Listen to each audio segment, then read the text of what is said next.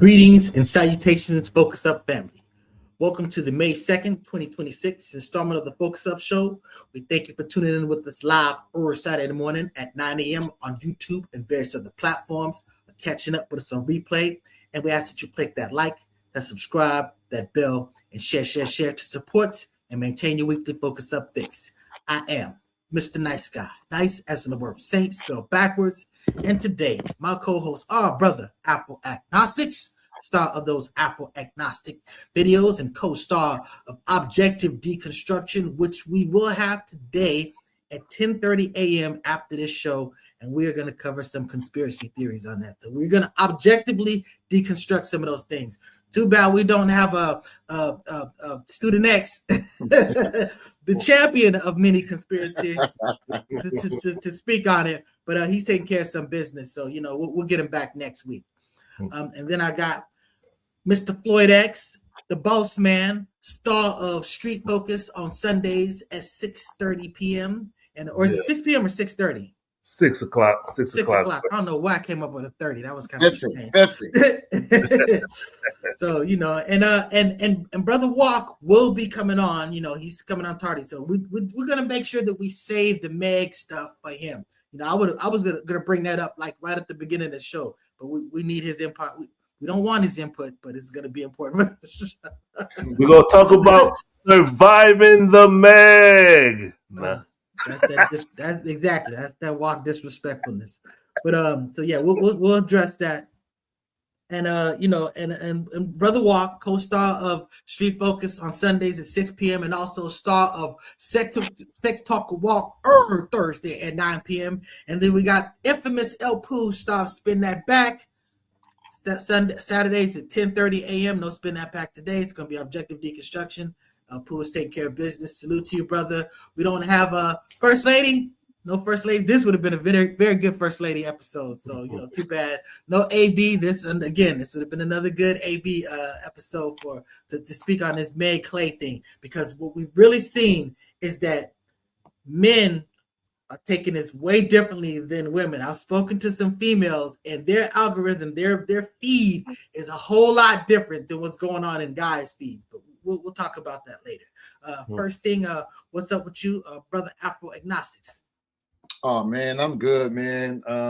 People don't know I was a little late coming into the pre-show. We meet as a pre-show, but I went to see Animal Farm last night, and then after that, my own Animal Farm, here. So, but you know how things go. You up late. We went, late night show, but I will say this: I highly encourage people to check it out. It's true to the integrity of the original film and the original book, George Orwell. Shout out to my dude, George Orwell, socialist author, 1984 in Animal Farm. Go see it. Super big political story right there. You know what I'm saying? It's a classic story. So what's going on with you, brother, Mr. Floyd X? Man, I'm just chilling. We were supposed to go see the Michael Jackson movie last night, but we didn't make it. So we're going to try again today to check out the Michael Jackson movie. I didn't even know they had a new Animal Farm though. Yeah, I never heard. I didn't hear that either. So I have to look out for that. But I'm coming around to possibly going to see Michael. Okay. I've been hesitant too. What's been behind your hesitancy? I don't want to derail from just real quick. Well, I mean, first of all, I hate that the narrative is they're saying they're mad about what they cover, and I'm like, like we talked about previously, it's ridiculous to complain about what they cover. We literally had a movie with Freddie Mercury. It wasn't about his career and all his everything. It was literally about them putting together one song. So the fact that, we understand that, people my age growing up with Michael Jackson, the Michael Jackson experience up until that Billie Jean album, you know what I'm saying? The Thriller album, that was an experience. And I'm just telling you, that dude took over the world. And to tell that story is just to tell that story. It's an honest story. So, I mean, I was concerned that it was just kind of cheesily done, like not like carried out well. Because I know that Janet Jackson, she had a lot of critiques about stuff behind the scenes, and then she basically is like, yeah, this ain't up to my quality. I don't want to have no connection to it. Just leave me out of the story. I tripped that she's not even in the movie. That's what people saying. I'm like, but wow. But I'm still hearing from other people that they did a really good job, and it blew the hell up. Success-wise, it did. You know what I'm saying? So I'm just saying, I don't know. I'm curious to see it. Normally, I would rely on my bootleg devices, but they're not quite working very well. So I may actually have to go to the theater and see this. So I'm considering it, you know. But that's what's up. So I'm definitely interested to check it out. This dude was a phenom, and he wasn't quitted. I mean, I still subscribe to the Ice Cube position on this. No, he can't babysit my kids, but I don't know. You know what I'm saying? So, you saying he was a okay? Yeah, he was acquitted. He wasn't convicted. I want to derail too much, so I'm gonna just. Let's go, Lake Show. All right, so let's speak on it. That's right. So, you know, it was looking pretty bad with those two losses because a lot of people were talking about, you know, no one is ever coming back from a 3-0 deficit in a 7-game series, you know, in the NBA. And, you know, had they lost last night, Game 7 would have been anybody's game. They would have had all the momentum.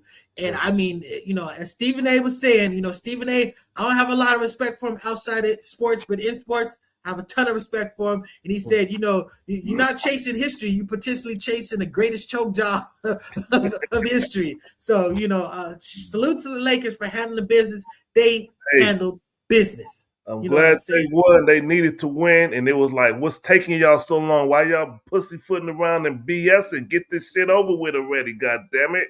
Sit there watching them games stressing out. Come on, man. Y'all got to just win and move on. Take on this OKC, whip their ass real quick. Get rid of Shea, get us out of there. They coming back. Get them out of there and move on. And let's hurry up and get this big-ass trophy, the chip. Let's get the chip. That would be great. You remember Enter the Dragon, where Bruce Lee went through those different rooms and he eventually came across Kareem? Yeah. That's OKC. Yeah. Okay. It's a problem. It's a big problem. That was actually a game of death.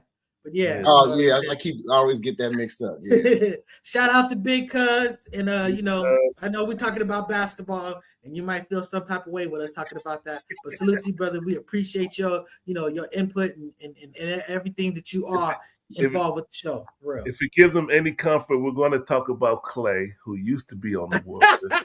You can watch that part. So that's the stuff. Yeah. So hey, and guess what? You know, you're speaking of choke jobs. Your Detroit Pistons were on the cusp of one of the biggest choke jobs. I mean, they were the number 1 seed in the East, and were just getting handled by the 8th seed, and they turned that all around. I mean, they just, you know, they were down big in that game, and then flipped it. Atlanta in Detroit. The last one they just won, right? Yeah, that was Atlanta, right?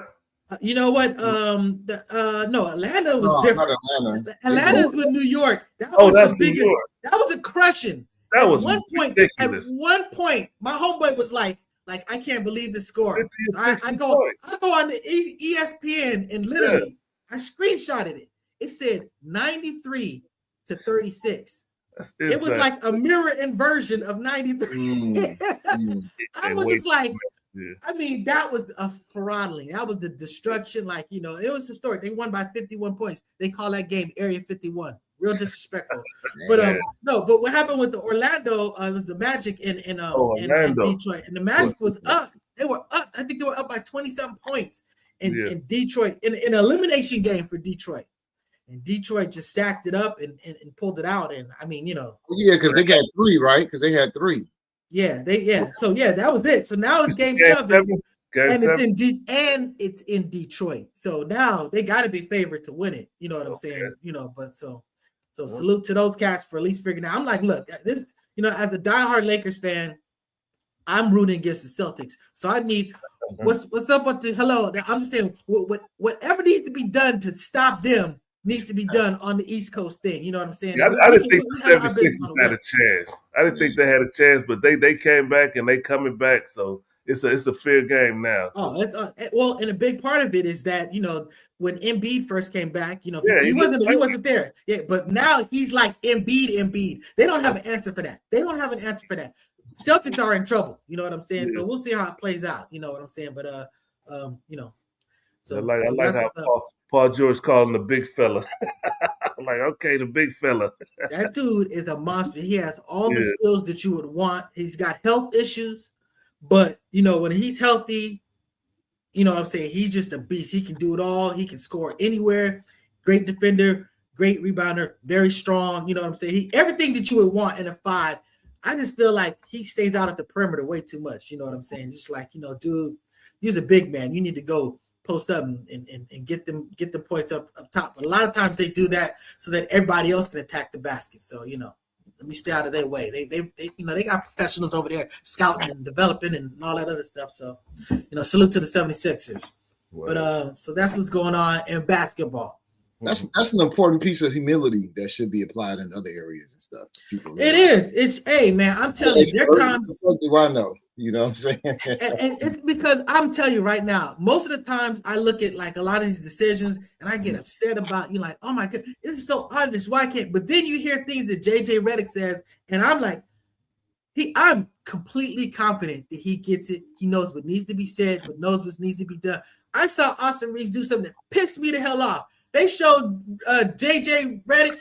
That dude was going nuts. Like he was like right on top of it. And just like, he calls everybody out. And at the end of the day, I know that they're going to address the concerns that I have. And I know that they understand the game just way more than I do. So I just, that you're right. You got to defer to the experts. I understand that chair feels real good as a fan, but you know what I'm saying? Some of these professionals actually know what the hell they're doing. And there's just a lot more going on that the casual fan even sees. You know what I'm saying? Yeah. So, salute to all the professionals in the medical profession, in the political profession, professionals, forensic professionals, wherever it is. Yeah, that's for sure. So that having been said, let's talk about this third assassination attempt on Trump. Now, again, breaking news. The FBI, the cockeyed Cash Patel did something good. Mr. Cockeyed, he released a clear video of the actual attempt to get in there, and we have the footage. We're going to play this breaking news footage. If you haven't seen the video yet, you're going to see it here first. Let me play the video, and then we're going to talk about it. This is them running in to do the assassination attempt. Let me find that video. Here we go. We got the regular speed, then we got the slow motion. I'm going to play the regular speed first.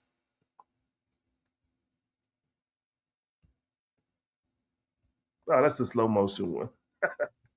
Wrong one. Let's play the regular speed.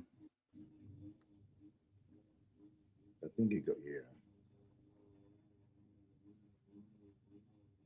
Now these dudes was totally lacking. They were totally lacking for this dude running up with the rifle. You know what I'm saying? Yep. And you see, it's like soon as the dude with the dog walked past that door, he just bolted up in there, and they was breaking down the barriers or the metal detectors, and they was shutting down shop. And that dude, they showed the additional video showed him scoping the place out the day before. He walking around the grounds, checking everything out, plotting it out, and he made his move. Not only I posted a video afterwards where right before you talked about the whole dog situation, he literally walks up. It seems crazy that person could run up there with a rifle and even get that far, but he actually walks up sort of like with a trench coat. So you don't see no rifle or anything, and then he goes into that room to the side. So if you look back at that video, there's like a door. There's like a door on the other side where like you talked about where the man with the dog is. So the dude just walks in there casually, and you can tell the dude with the dog is kind of like looking at him like, hey, this dude just walking there with a trench coat on. And he sort of like walks in the room and he sees him in the room and he kind of watches him. The dog kind of sniffs, but then he just walks away. And as he's walking away, the dude takes off the trench coat and just runs with the gun. So you see him running. He's literally coming out one of the doors. They're right on the other side of that metal detector. Let me see that again. Yeah. Which part you talking about? So you see right there. See, so he's running out of that. Yeah, he ran out of. You see the man in the back. That's the man with the dog. There's a door right there. He runs out of that door. So that's the door that he came out with the gun. And now he shoots his first dude right there. Boom. He shoots that security dude as he's running across. And again, he's a moving the Secret Service dude. He's a stationary target, easy target. This dude is a moving target. It's just a fact. It's a much harder target to hit. That's why this dude even made it as far as he did. But honestly, they all got caught lacking. I mean, they're looking the other way. This dude is running up with a gun. I'm just saying that, you know, if he was making headshots, he could have took like 3 of them out at least. Oh, I mean, it's headshots, pop, and they wouldn't have seen nothing coming.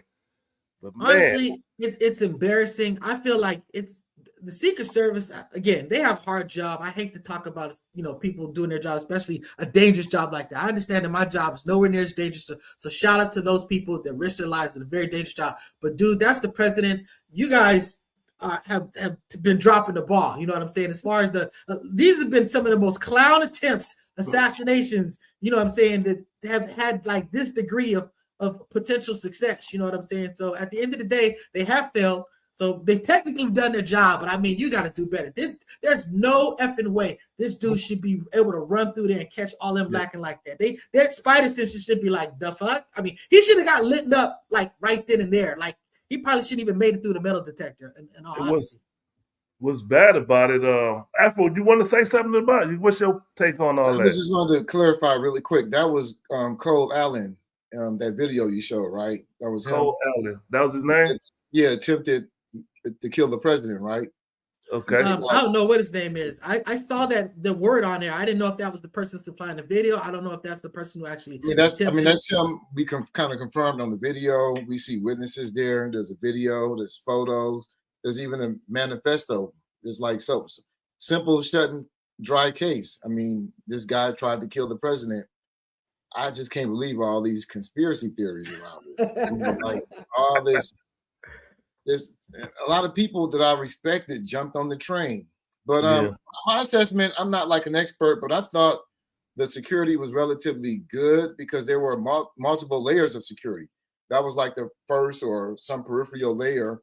He managed to get through, man, but he was shot at within like 1 second. I mean, that, you know. Well, okay. I feel you.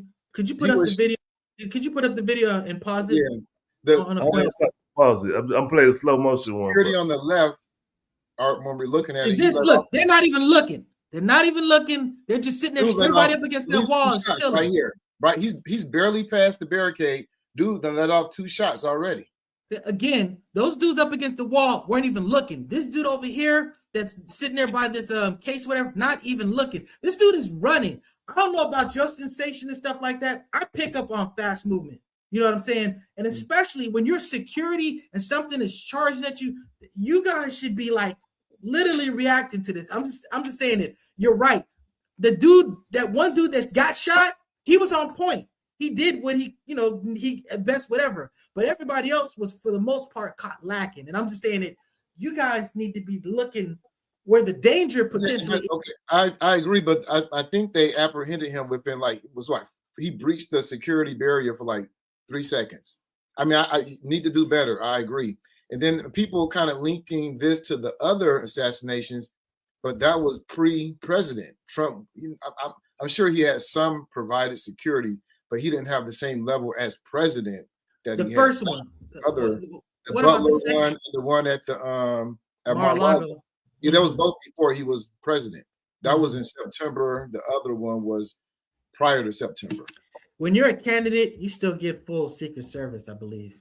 So once you whatever presidential level, I'm just saying. Well, they actually start getting like briefing, like a certain level of briefing even before, you know. I'm just saying you are afforded some presidential dynamics, but you know, for all intents and purposes, he survived, so they did their job. You know what I'm saying? But the fact that it was that easy, I mean, the dude scouted it. Like it's still. Remember, Reagan got shot at that same hotel in the late 70s, I think 79 or something like that. So I mean, it's relatively easy to act a fool into. Like I went, the homie, I call him the homie. Man, he ain't the homie, but Bill Clinton, he came to do the graduation commencement speech. I went, dude. He was like, I'm trying to think, 30 meters, 40 meters. They didn't have any security, metal detectors walking through. He seemed more accessible than Louis Farrakhan. Wow. But a police lady told me, she said, it ain't what it seems. Yeah, exactly. They snipers waiting, huh? They plain clothes people all over that. Prior to him even coming there, they had people scouting information, detail. They're in the trees, scouting the area, getting the best angles, even before he arrives, like months ahead. Yeah. So I'm thinking, like, in hindsight, when the FBI look at that video, are they gonna start looking at video footage from days before to see if somebody's scouting the place? Because the way that dude was walking around and check, they could be like, "Hey, we gotta watch him because he's not our employee. He's not our employee. He's somebody else that's basically whatever." So you remember they had detail or data on the 911 thing, but it was a big backlog. It's so much data. So I'm saying so many people walking by looking suspicious, stupid people that lost their watch or something. So yeah, exactly. Sometimes, you can literally just be like, this would be a nice place for me to have my graduation, and it just lines up like that or something like that or whatever, my prom or something like that. Because when I do go to a nice hotel, I do walk around the lobby and I try to investigate every part. I just be suspicious as hell. You're looking black suspicious. Yeah. Hey, I'm gonna tell you right now, when I go to a liquor store or whatever, I'm wearing a jacket, my jacket goes wide open.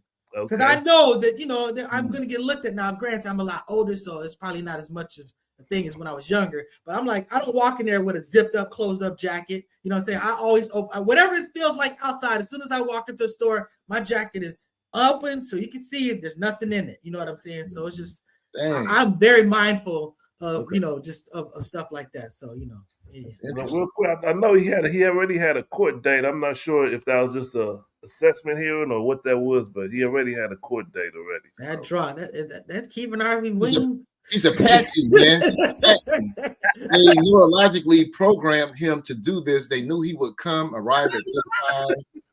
And the officer that got shot, he was an actor. He's an actor. Yeah. I saw him on fake bullets. Yeah, those fake bullets.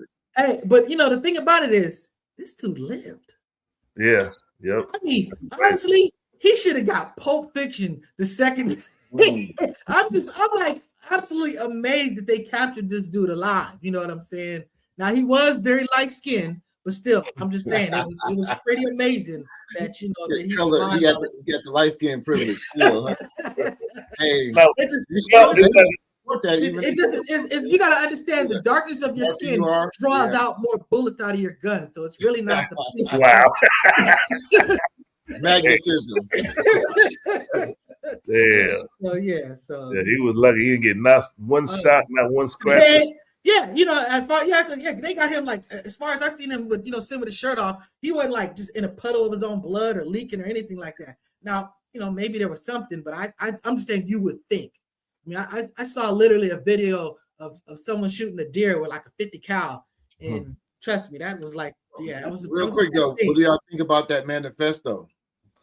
What he wrote, I heard it, and he was apologizing and all that. I mean, he thought he was gonna die. I think he thought he was gonna be dead. Of course, there was no exit strategy in that. Yeah. But I mean, he had no real exit strategy. He had no shot. He had some ethics though. He had some ethics. He described who was the target and who was not the target. He purposely said he used buckshots instead of slugs to reduce the chance of bystanders, someone being shot through the walls. So I mean, but the ending part is what got me. He said he was doing this because he can no longer support. I mean, the paraphrase, I'm not verbatim, but his blood on his hands. The rapist, and so forth. So. Yeah. I mean, I agree with that, man. They should have come. But you know what? All this does is just give them some more talking points. You know what I'm saying? This is the stuff. Let's just go talk about the Jimmy Kimmel outrage. Before this even happened, Jimmy, this whole correspondence dinner. You know what I'm saying? This is the thing. Normally, would have a comedian hosting. The comedian would roast the president. Then the president gets that, makes some jokes back. This is something where all the press gets together. This is something that regularly happened with other presidents, but he, Mr. Thin Skin, he can't have a comedian, shitting on him and stuff like that. So Jimmy Kimmel goes, "Hey, I got an idea. Why don't I just reenact? Why don't I host it and do like a, basically." So he just did like a. That was clever too. It was clever. It was hilarious. And one of the jokes was talking about, his Trump's wife, Melania. She said, wow, she has the glow of an expectant widow. Now, normally you would say that of an expectant mother, you know what I'm saying? But the joke is expectant widow. Now, again, there's a big age difference there. You know what I'm saying? Trump himself has joked about the fact that there was an age difference. He said that, I think he said his parents lasted 63 years. And he goes, we're not going to make that. We're not going to make that. So I'm just saying it, but, and then again, this happened I think 2 weeks before, whatever. It happened 2 days, substantial amount of time before this thing whole played out. And I agree. I think after the fact, the joke is messied, but it wasn't messy. It was a legitimate, funny joke at the time. You know what I'm saying? So it's just, But what I like about the joke is the way it happened. When I first heard the joke, glow of an expected widow. First, I was like, man, that's crazy. But then every time they kept repeating it, it started getting funnier. Like an expected widow got a glow, and you start imagining somebody who just got glee on their face because something about to happen. Wait for this old guy to die. Just those women be in those relationships where you just a kept woman with this rich old dude. You're just waiting out, and that's a lot of the vibe that people press. Look, I don't know what's going on in their relationship, but I'm just saying it. He tries to hold her hands, and she pushes his hands away, and she doesn't seem very affectionate in public. And you know what? Some people are not very affectionate, so that's not necessarily knocking their relationship. You know what I'm saying? It just kind of is what it is, but still, we not even get that vibe. The destruction, how they trying to kill the free speech part. They trying to kill free speech by going after CBS. Yeah, this is crazy. What's interesting though is why this obsession with Jimmy Kimmel, like Jon Stewart, stay roasting. He's shitting on Trump. So and I never hear anything about Jon Stewart, man. But what's the ratings? What's the ratings dynamic? What's the ratings dynamic? Because one's on network TV and the other one's on cable. So that's true. Okay. So and truth be told, I only watched the Jimmy Kimmel just to hear the jokes about Trump. So he probably knows that people tune in to Jimmy Kimmel to hear those jokes because Jimmy Kimmel got some good jokes on Trump. He's hilarious. I got a couple of quotes for y'all though, real quick, real fast. Go ahead, for sure. Quote 1, good. I'm glad he's dead. That's what Trump said exactly. about that's not joking. That's not joking. This devil actually said this about a human being who is, I believe, a Republican. Yeah. You know what I'm saying? That was the FBI. That dude. I'm pretty sure he was a Republican. When Robert Reiner and him and his wife were killed by their son, he said another quote. Well, I wasn't a fan of him at all.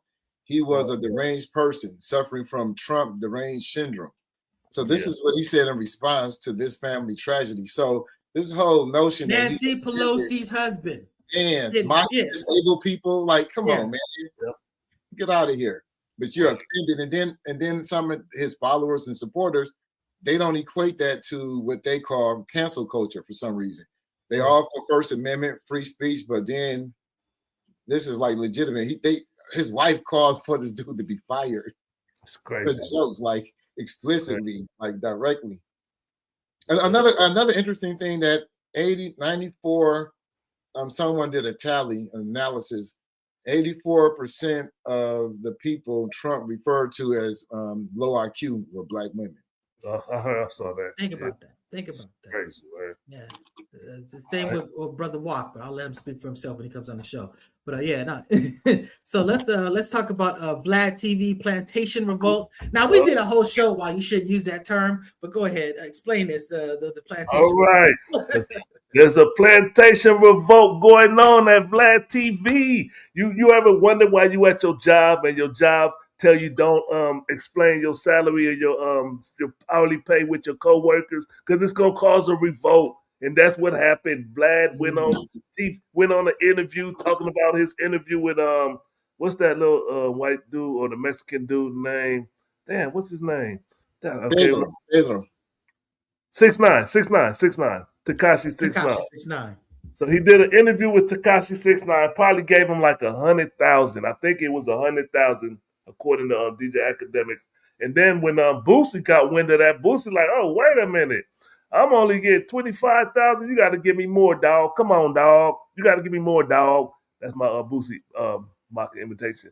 So he wanted 25. And then Wipe me down. Yeah. Then after that, Ari Spears, who was only getting 5,000, like, oh, come on, you giving Boosie 25. I know I don't probably deserve 25, but I do deserve more than 4,000. Come on, man. And you know, everybody wants their money. Everybody wants a bigger piece of the pie. And Vlad is like, no, I'm not getting a bigger piece of the pie. This is how much it is. Go ahead. Whoa. Now, in all fairness to Vlad, he said that when Aries said that, hey, I should get more money, he said, look, let me look at your numbers and I'll get back to you. So he said he looked at his numbers and he goes, oh, okay. So he said, I looked at the numbers, let's have a conversation. And then Aries was like, yeah, just kind of push him to the side. I didn't want to talk about it. So then he was just like, forget that makeup need mug, you know what I'm saying? But the bottom line is, that was the thing about it. He was basically saying, okay, you think that I'm not paying you your worth. Let's evaluate your worth. Let's look at the views that I'm getting when you come on. So once he looked at it, he said, okay, so let's have that discussion. So at least to Vlad's defense, that's what he's saying that happened on it. Again, I don't know what happened. So Mr. Spears, don't be coming at me with all this BS, Yeah, and they look. I thought they was friends, and it's a trip how quick these friends become enemies over money. But that's an old story. It always happens. But the way they arguing, going back and forth, and now Ari Spears is talking about suing Vlad just because Vlad said one thing about him. He called him something, and he was offended by that because he was talking about how he the only person that ever needs makeup, so they had to hire a makeup person for every interview to put makeup on Ari Spears. I remember the brothers from the homeroom, they put a side-by-side picture of with the makeup, without makeup. It was a bad look. I was trying to find that picture, but I couldn't find it. Yeah. But it was hilarious. And, he had to, he knew he used his makeup, and they were like, that's what happened. He said that one of VladTV's workers said that Ari Spears was the worst guest because he treated them bad or something. And he said he's going to sue him because Vlad said that. He said, I want you to prove who said that I treated him bad. And that's what he's suing DJ Vlad for. That could be some type of defamation or something. That's the word he used. Well, but the thing about it, if you're just saying that someone said that, you're just saying someone said that. I put it this way. You got to prove it, though. He don't necessarily have to prove that is going to lead to him losing money in the future or something. Well, again, I don't think that's defamation is someone says something bad about you and that has that impact. You reporting on somebody else saying this, I don't think that's going to, again, I'm not an attorney, but I do work for 2 law firms, you know what I'm saying? And I'm just saying that I don't think the defamation quite works that way. Again, as a civilian, you can think, oh, I'm offended, I'm going to sue, and you can hire a lawyer. You can even file a lawsuit. That doesn't mean that your lawsuit is going to stick. Trump sues people all the time, and these cases get thrown out because he's just, litigious. But it's not. No. I wasn't saying. I was just saying the lawyer is going to try to link him losing funds or something. I see it as far fetched though. I don't. Yeah, again. The person who gave the best voice on this was the person called the lead attorney. I don't know if y'all ever heard of that brother, but he's the lead attorney out of Atlanta. He spoke on it. He said he did his Vlad interview. He got paid $1,000. And he said when he sat down and did his math, he shorted himself. He like, I got to do the research. He want to speak about 14 different cases, and I only got $1,000. He like, Boosie ain't got to do no research, and I only got $1,000. So he said he had a conversation with Vlad, and it was respectfully that they not gonna do no more interviews for $1,000. So he said it was civilized. I understand Vlad's point, and Vlad understood. Business. Yeah, why? Who's he negotiating with? He's not negotiating with himself. The bottom line is, that's why a lot of people want to keep your salary and separate. They don't want everybody to know what this person is getting because then you're going to be whatever. But we got Brother Walker. I'll be honest though. On another tip, it incenses me that Vlad has this power in our culture to decide, dispensing the resources. I think you should be worth this much in the culture that you have produced that I'm exploiting as a Ukrainian Jew immigrant over your culture. You don't find anything equivalent to Black people controlling the cultural cyberspace of Jewish culture. But anyway, that's enough. I just have to say that I'm always rooting against Vlad. Welcome to the show, brother. My bias is on the table. Yeah. What's up? Let me speak on that. With Vlad. Yeah. Hey, For first of all, Vlad put his work in. Vlad put in a lot of work for the last 25 years doing camera interviews with rappers. This is his field, straight up. So, and he worked with a lot of rappers. You gotta be mindful of what your worth is. You can't come back to the table after you negotiated with this guy already and then want more money because of things like that. If that's the case, well, renegotiate. But don't come to the internet like no little hoe, like, oh, you paid him such and such amount of money.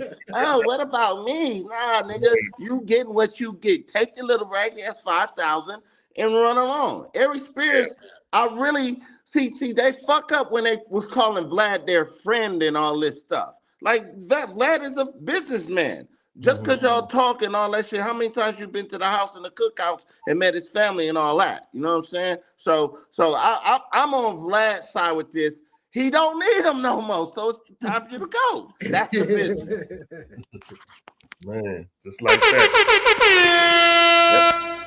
Yep. One more quick point. And I agree with Walk 100%. I just don't like Vlad. I hear what you're saying. You like me with Diddy. I don't give a fuck if he didn't do it or not. He still needs to be in prison for life. But one thing, last point that Ari Spears tried to do was attach it to the black. You talking about how you gonna start talking about Vlad is exploiting black people, and it was all good until you had a disagreement with him. It was all good just a week ago. Get the fuck out of here with that shit. And he defended Vlad on that before. Yeah. He defended Vlad. Yeah, sure did. And now Ari Spears is going, not Ari Spears. Now Vlad's going to be on the Corey Holcomb show. And I bet they're going to be trading Ari Spears story. That's going to be a great show. I can't wait for that one. Yeah, so tune in Tuesday. And you said, what, 8:30, 9 o'clock, something like that. About 9 o'clock on the 5150 show. So this is probably good. Let's go to the breaks and we'll talk about. When we come back, we're gonna talk about Meg and Klay. All right, surviving the Meg tonight.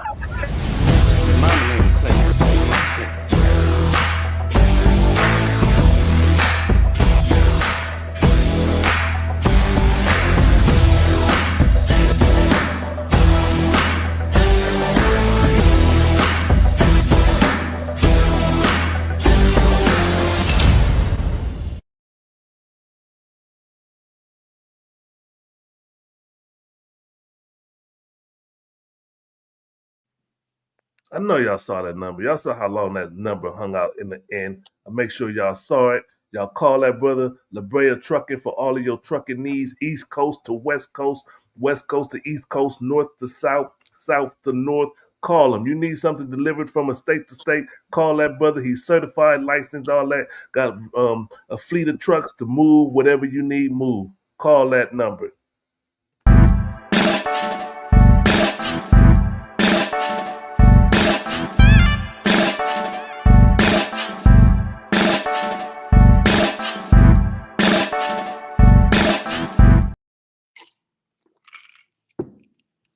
That's www.gobealive.org. Go get you some of that black honey.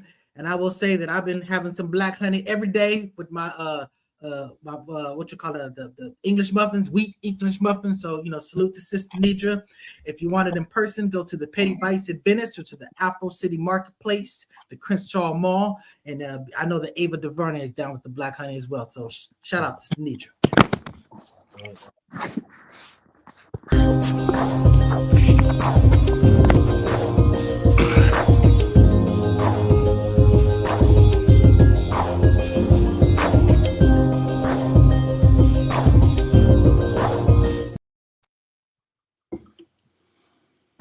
Score Bar and Lounge, black-owned bar. Go check them out. 7123 Franklin Boulevard, Sacramento, California. Go check them out. They got good music, good environment, good food, good drink, 9 big screen TVs. You can watch the playoffs. If you want to see Lakers go to the next level. And at the scoreboard, they got a lot of black honey, too. There's a lot of black honey up there. They got honey at the scoreboard. That's funny. Go to the score bar and score. That's what's up. That was a good one. All right, we talking about Meg the Stallion and Klay. Klay. All right. Before we start off, I want to say that it's funny. I was talking to my daughter. I was talking to interacting some other people over the internet, and females have a largely different sort of like Facebook feed on this whole Klay Meg situation. It's a completely different perspective, and you see both sides coming to argue and debate. So this is a big contentious situation. I watched the Joe Budden interview, very good interview. Lamont Hill sitting there, they're all of this stuff. So we're gonna put it all on the table. But I know Brother Afro, how did you word it? Men, women, Klay, Meg. How was it worded? I forgot how it was. That was me. I said, So I said, why men, women see Klay, Meg differently. Okay, got you. So that's the one we're gonna answer today. But go ahead, Walk. You go. Walk. Go ahead, Walk. Oh, what's going on is, okay, Klay and Meg, they've been together since like maybe last November. It hasn't been that long. Like people acting like they've been together for like 9-10 years. It's only been about like 7 months. But they've been hanging, chilling, effing, doing a lot of effing. That's what she's good at. So, but the thing is, I don't know where this perception that since they broke up, that Klay is the bad guy and like he was going to marry her. He never presented a ring and said like, yo, this is my chick. And matter of fact, we haven't heard anything from Mr. Klay. We haven't heard nothing. We hear from Meg the Stallion. She said that he wanted to be in a relationship, open relationship, basically. He wanted to F other chicks and all that. That's what she said. He ain't said nothing. Guess what? And she's a known liar. She got caught lying on national TV with Gayle King when she said she never effed Tory Lanez. And guess what? When she was in the backseat effing Tory Lanez and the friend and all that and got shot in the foot, she had a boyfriend. Yeah. Yeah, Party Fontaine. No, I knew that. No, I didn't know that. Come on, man. She for the streets, dog. Damn. Okay, that was a good assessment, Mr. Wall. Okay. Okay. Afro Ignatius, you got something to say about that? I'll come back to it. Yeah, I was interested that Walt knows for a fact that they were doing a lot of fucking. Like he can probably tell you the exact number of times they fucked her. Yeah, I do. I don't know how he extracted all this information and why it's a concern to him. But when I first heard this, I thought, a breakup. But my first concern was like, why is she coming to social media to do a breakup? But at the same time, that's consistent with her when she was in love with Klay. She went to social media. So, and then also I read this article, this piece on emotional transparency that kind of changed my thought on that. But anyway, domestic affair, don't care, no violence, no harm to kids, no harm to animals, consensual. But in the back of my mind, I knew the Black Manosphere, DJ Academic, Dick, Tory Lane, Free Him crowd, they were going to come out and put their spin on it. And then her fans were going to, largely women, put their spin on it. But, then people who value monogamy, who value the family, and they think cheating is unethical and anti-family, they're going to draw lines in the sand too. And, but, this concern with Meg, I think a lot of it with the Manosphere, they paint her as promiscuous. And one thing the Manosphere don't like one thing they hate more than racism, what I'm saying, more than femicide, Osaricide, is they hate promiscuous women and they love slut shaming. So this is really, to me, all about promiscuity, but it's really skewed because men love promiscuity. They celebrate it. That's why we boost our body counts. We get accolades from nigga. Uncle will be like, yeah, Nick, yeah, nephew, do that. But for some, it's great for us, but it's bad for them. I think if it's bad, it doesn't matter what gender is promiscuous. Brother Afro, it's not a hate for promiscuity. It's just we're not going to marry promiscuous. That's all. It's not a hate. It's like, oh no, but you're promiscuous. I ain't marrying her. I ain't marrying her. Look. But if you really are against promiscuity, then why are you promiscuous? And when why do we celebrate? Not against promiscuity? Can y'all hear? You say what? He said he's not against promiscuity. It's nothing wrong with he just said that. He's not marrying it. Just not gonna marry promiscuous. But my point is that a lot of the people that are taking this position are historically promiscuous. Yeah. You're talking about men, right? You're talking about men. That's what I'm saying. So you're sitting there as a man, you're like, I don't Maybe want to you marry should promiscuous, change your but I standards. Wait, That's part of the problem. Slow down. Who sets the standards for men? Men. Okay, Yeah. so that's our standard. Women, I think that's part of let me finish. So if women don't want a promiscuous man, they got to set that standard to say, look, I'm not getting with no man who slept with more than 2 women. They got to set that standard. Men don't need to set that standard. Women do. Where's my horn at? Wait a second. No horn on that. Wait. So what you're saying is, because what I heard Walk talk about, he says, look, basically, she stepped on Fontaine, whatever that dude's name, whatever's, basically. So this is basically this stuff coming. My point is, for some reason, the past is an issue when it comes to her, but it's not an issue when it comes to the dudes. And I'm saying that's hypocritical. That's what I'm talking about. You have the I'm talking about people that take that position. I'm not bashing Walk. I'm just saying that the point is that, look, again, you have the right as a man to decide what you want. You can say that, look, I'm messed up. I do whatever. I've done a whole bunch of things. Maybe you can say I've changed, but you're saying, but the bottom line is I only want this crystalline, perfect little thing. That's your business to take that position. Now, fine. But I'm just saying that, but if men are going around running through females, where are they going to get these females? There's not a whole bunch of females that's going to be left. You know what I'm saying? This how the saying goes. There's a group of women you play with, and then there's a group of women you stay with.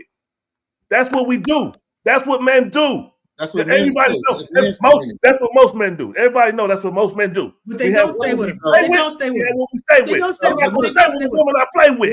Look, sir, but you're contributing heavily to the body count, increasing the body count in your community. Think about the song Houdini. Think about the philosophical words. 3 different freaks after every show. Biggie say, hit a different girl every day of the week. You're increasing the body count of women in your community, and then you're turning around saying, oh, we can't marry them, but you're contributing to this epidemic. You're working against marriage. It's a mutual exchange. It's a mutual exchange. A young 20-year-old man, they want to F everything. Everything. You need women that's going to let everything effort. You want to get it. Bye. Move on. That's it's not my fault, not my business. It's a respect. If you agree and I agree, it's 2 consenting adults. Bye. You move on to the next one. That's what young men do. Hoes serve a purpose. Hoes do serve a purpose. Yeah. That's training for men that when they get married later, so they can have experience for their new chicks who ain't got that much experience. But check this. But that's just what it is. And like Floyd said, women should set the standard if that's their standard. Women don't want a man. They frown down on a man who's not experienced. Look at what you're saying. Man, listen, nigga, can I fucking finish what I'm saying, bro? Come on, y'all niggas can get yapping for a minute. Men want women with less experience. We don't want a chick who done had the whole fucking neighborhood. The same went from when we was in high school. Y'all knew the girls who was effing around with everybody. You want to hit that, but you ain't gonna walk around with her holding hands. You ain't gonna play stuff like that. The same applies when you get to be an older man like Klay. Look at his roster of women he been dealing with. These are influential members of society. Good chicks. Coco Jones, bad in the motherfucker. And that's who he been messing with. Now, Meg has a digital print of all the guys she's been fucking with. It's like 19 that we can name. And we don't even mention the guys that we don't even know about. What about them? Come on, bro. That ain't wifey. She for the streets, dog. All this goes back to some magical worship, penis worship. Because, and I know y'all That's your opinion. Like, you said that. Pause. Let me tell you really quick. Because if you're in middle school like me, the most graffiti, the most he's teaching. He's not in middle school. He's teaching middle school. I'm teaching. Yeah, you see on the textbook and the desk on the walls is always a penis. Now Sigmund Freud has this thing in the field of psychology called penis envy, but men have penis worship to the highest degree. For somehow a woman, she can have 1,000 tongues in her. She can have 1,000 fingers. She can have 1,000 toys, sex toys, but one penis ruins it. Because penis has magical properties. And no, penis can, it doesn't ruin you. You're still available, but somehow on the other side, it can ruin you. It's had this magical. That's out of here, and that's so middle school to me, man. That's like played out. No, the standard, you're making it and opposing it. That's why you're kind of mad at Meg, because she's challenging that standard. I'm not mad at Meg. I'm not mad at it. I'm just saying. Folks say is ritual. She needs to recognize that, hey, it's your record is too much out there, and it's less likely that a man that you want may want you. What is her record? Who's keeping count? You and no. If I turn on my computer and then I can hear Blueface talk about she did something with him, and then I turn to another show, I can hear, oh, Party Fontaine, oh, the baby, oh, and then I'm not sitting here seeking it out. I'm not scouring the records trying to find it. I just turn on YouTube and somebody talking about it. I'm like, damn. Who didn't she fuck? That's not true. We look at talking about something and doing something. And they have a lot of fans and a lot of support and a lot of people. Because I mean, what I hear a lot of times is they feel that Megan don't even deserve love. She don't deserve to be a wife. She doesn't deserve a husband. That's men out there. That ain't me. That ain't me. I hope she does get married to a man that wants her. I hope I'm for black marriage, but everybody should be married. Every child deserves to have a mother and father in the house. I'm for it. But those who don't have children, there's a step, huh? No, never mind. There's a step. What were you about to say to that? Here's what's going on. This is a shift in the paradigm. This is what's going on right now with Meg Thee Stallion, because a lot of women have been on this like, oh, I'm gonna live my life, do my thing in my 20s. Then when I get in my 30s, I'm gonna settle down, which she is in her 30s. She lived her life in her 20s, and now she is probably ready to settle down and start having some children. But guess what? It's not going to work. This is what Klay had shown this woman, and it's showing everybody, and that's good. This is a good thing for the young girls growing up. You can't be like, I'm having sex with the whole football team, and then expect to be somebody's wife one day, somebody of value. That's not going to happen. This is good for society, what Meg got caught doing. All right, now I haven't spoken on it, so let me speak on it. You can go ahead and give me the screen. So again, based on his logic, so if you found some perfect good girl that's never been touched, some chaste little darling, if she were to hook up with Klay, he'd probably still cheat on her too, because at the end of the day, he didn't say, I didn't want to be with you. Again, we're going by what Meg's saying. He's saying that I don't think I can be monogamous. So again, it doesn't matter what Meg done. He was going to do what he's going to do just because, again, he didn't think that he could be monogamous.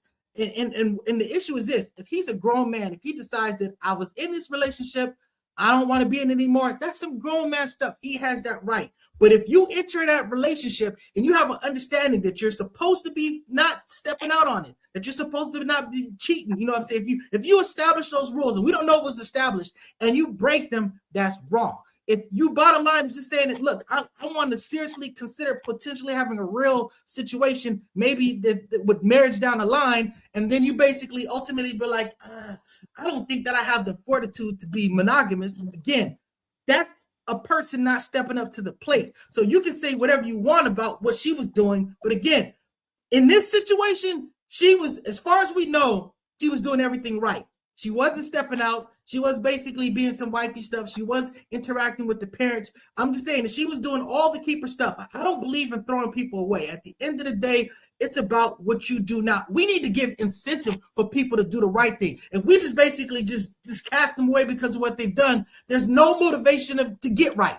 You know what I'm saying? So that's where I stand. I totally disagree with everything you just said. Let me say this. Like, listen. I hear what Nice Guy said. All right, so Meg Thee Stallion, if she's doing everything right, she still has a past. It's like a ex-con. She's a female version of an ex-con.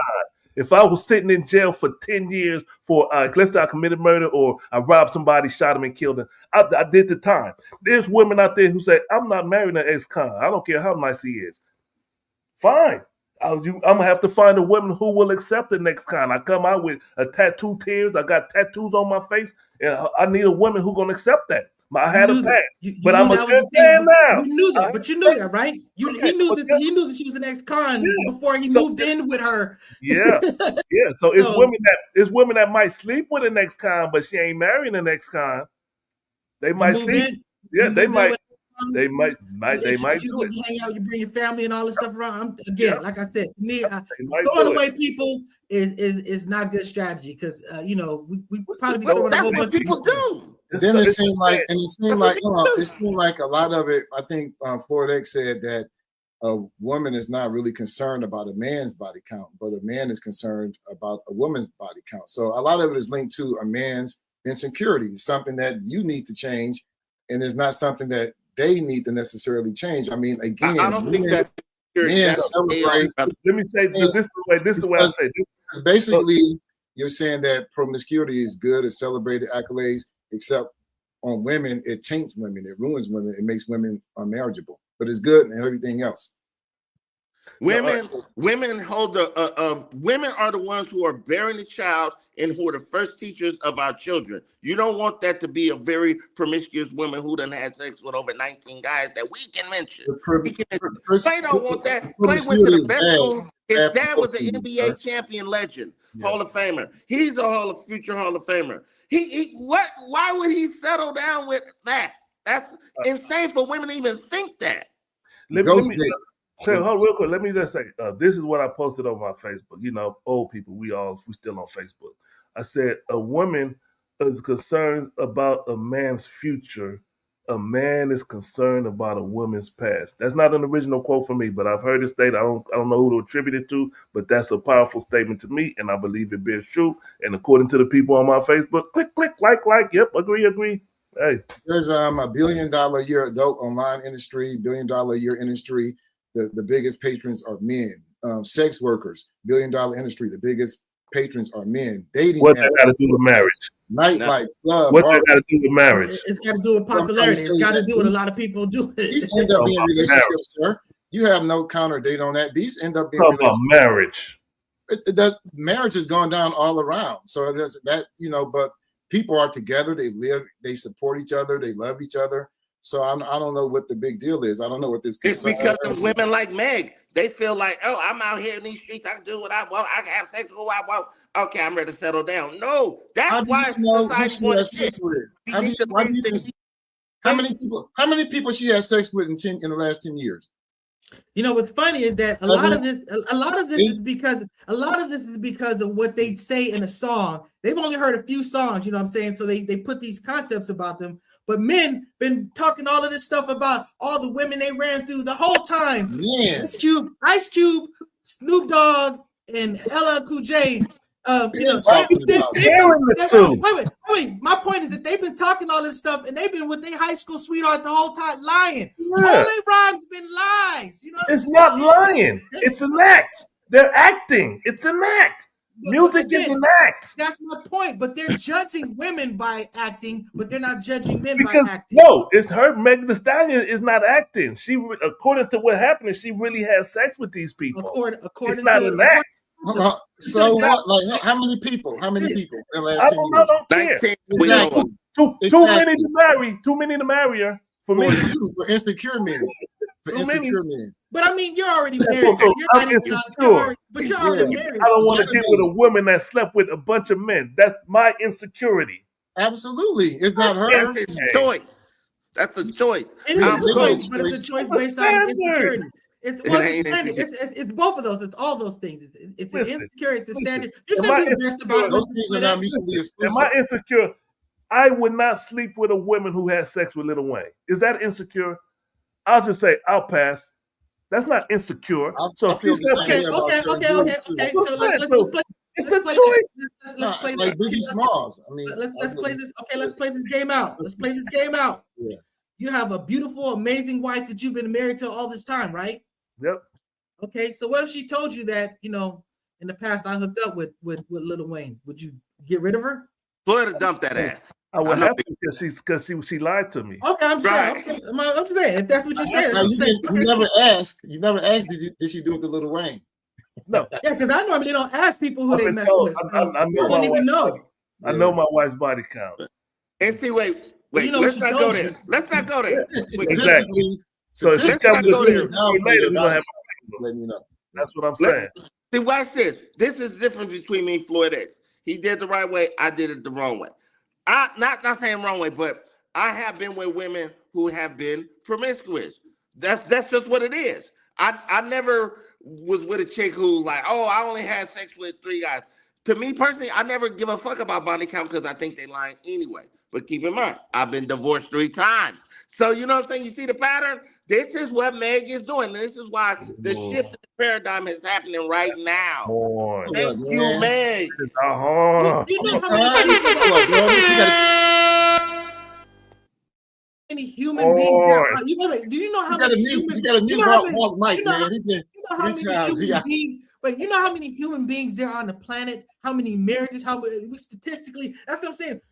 You pick up this one personal example, and I'm just saying that this does not statistically bear out. This does not statistically establish. I'm not saying that wasn't your experience, Walk. True, that it was your experience is genuine. Mr. Floyd X's experience is genuine. All of our experiences is genuine, but our experiences don't speak on the billions of other experiences that are out there. You know what I'm saying? We're just one example of many.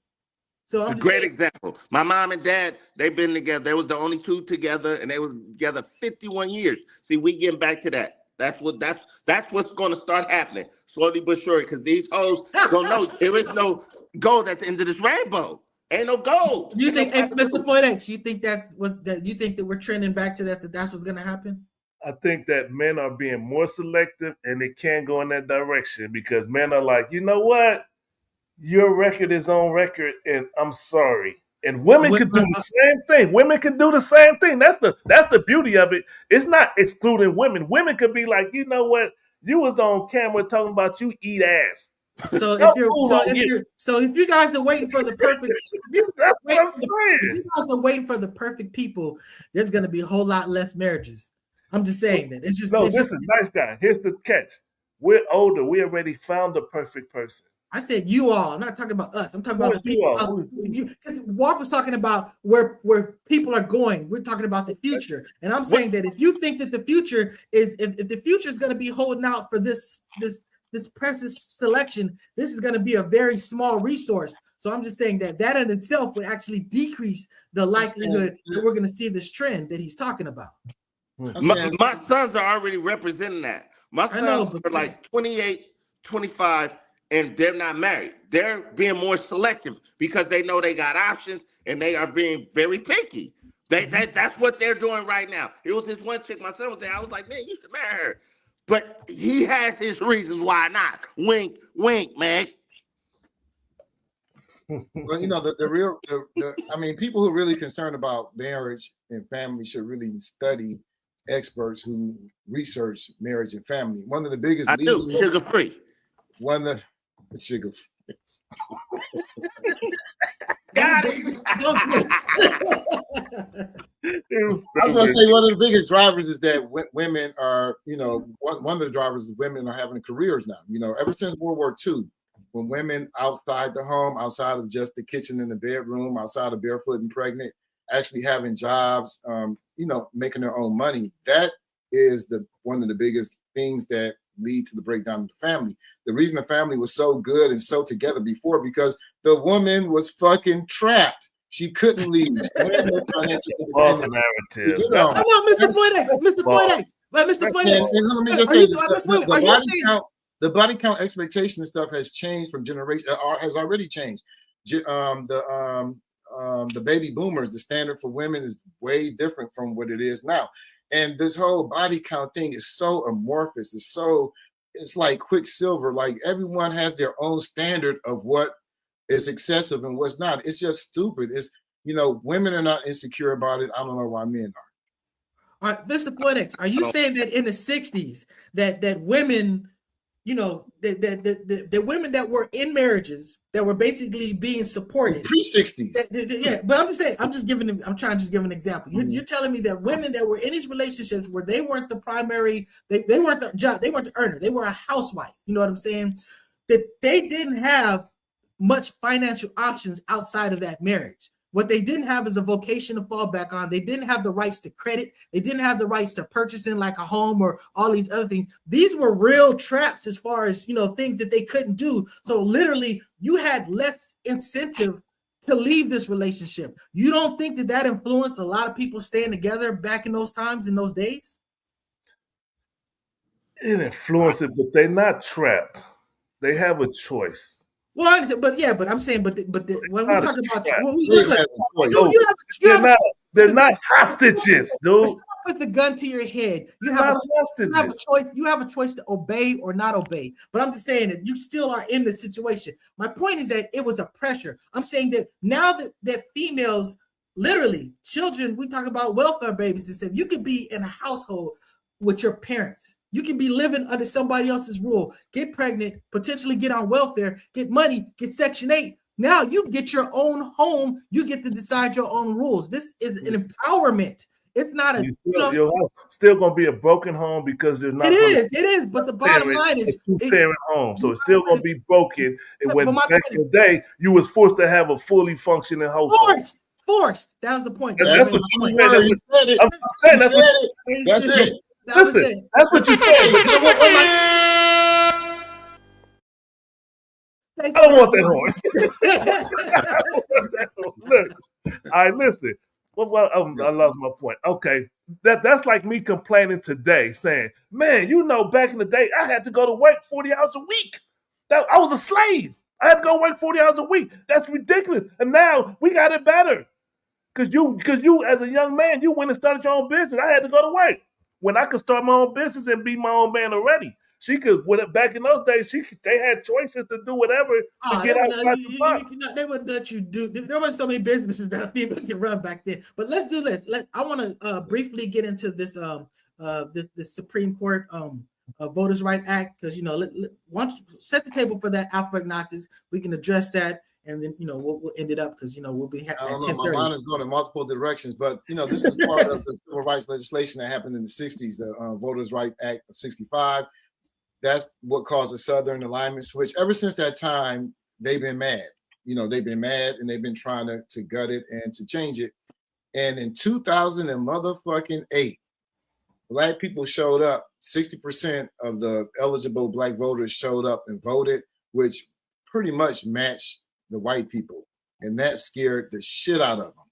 And they started going after the VRA, the Voters' Right Act, taking out the section that requires Southern states where known racist practices have existed for decades. They had to get approval from the Supreme Court in order to change any voting infrastructure in those states. And they took that away. And soon after that, Alabama, then next thing you know, Texas and Louisiana, they've been putting racist gerrymandering, redistricting, they've been passing those things in those particular states. And it was challenged. And the Supreme Court literally said you can change you can redistrict based on partisanship, based on what party you're from, but you can't change based on the race consideration, even though they have the same racial fucking outcome. But it's basically saying, well, you can't prove intent. Fuck intent. It's the outcome. This is part of the provision in the Civil Rights Acts that DEI was a part of, to reinforce what you see as racist outcomes. Anyway, that's it in a nutshell. So again, this is basically decreasing the Black voice in this voting dynamic. We talk about this. Electoral power is being decreased because of this. Yeah. Objectively, so that's a fact that happened, and that's what they're trying to do. That these were the things that were actually talked about, Project 2020 or whatever this thing was called. You know what I'm saying? So a lot of this stuff has been bearing out, notwithstanding people kind of brushed it away. But at the end of the day, it does serve their purpose. I mean, you know what I'm saying? If he ain't gonna lie about it, he says I'm doing great on everything white. And this is definitely something white. So I mean, and this is what I understand with Student X. I'm sorry, I'm speaking out of turn. I'll wait. No, go ahead. What are you about to say? This is Candace Owens is against the VRA. She believes is overreach. Tucker Carlson, TPUSA, Charlie Kirk was against all these, 64 legislation, voted by all that. They're against it. And your boy, Student X, believe this conspiracy theory coming out of the Trump administration that the CPLC is setting up racists so they can get money. Guess who was the biggest defender, legal protector of these rights that they've been trying to take away ever since 2008? The CPLC. That's why he's targeting them, getting rid of them, pushing them out the way. Now they got their hand full with this legal. SPLC. SPLC. I'm sorry. What did I say? No. Let me say it. Okay, I'm done. 6'5", 235. Talk about the brother when he right here on the show, please. Come on now. That's a good brother. Very intelligent. He's down to a svelte. He's down to a svelte 220. 220. Okay. But yeah, now here's my take on this subject. Is it just the Democrats? I mean, just the Republicans who do this? Is this brand new? This is a new revelation? No, Democrats do it too. You're right. This is what they do. They both play this game. And then they point the finger like, see, look what they doing. Then when they up, shit. Nah, but y'all did it. Come on, man. These white folks doing their shit, bro. And that's what's kind of discouraging to me to even involve myself in this. I got my voter shit right here. I might vote, maybe not. Because I vote 3 times for my 2 boys and myself because the mail come to here. And yeah, so it is what it is, man. I'm glad he clarified that. So he wasn't just voting false with 3 whatever. He's following the law and stuff like that. So yeah. Come get me and breaking the law. Hey, I used to introduce this Republican Democrat thing. We never even mentioned that. Republican Democrat thing. What are you talking about? As far as this Supreme Court gutting of Voter Right Act. Well, see, I mean, I did it right. Yeah, that was, I mean, that's what we're talking about, because we're basically saying that, again, what the Democrats were doing, they were doing what, they voting with the people.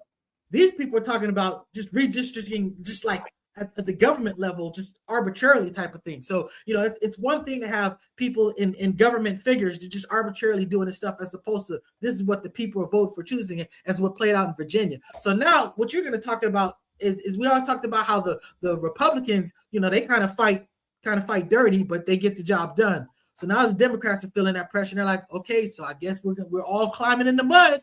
So now you're talking about, okay, California's about to turn a 50-0. I mean, you know what I'm saying? So it's going to be a massive gerrymandering war, but it's probably not going to play out for the GOP because they ultimately are not going to have the numbers. You know what I'm saying?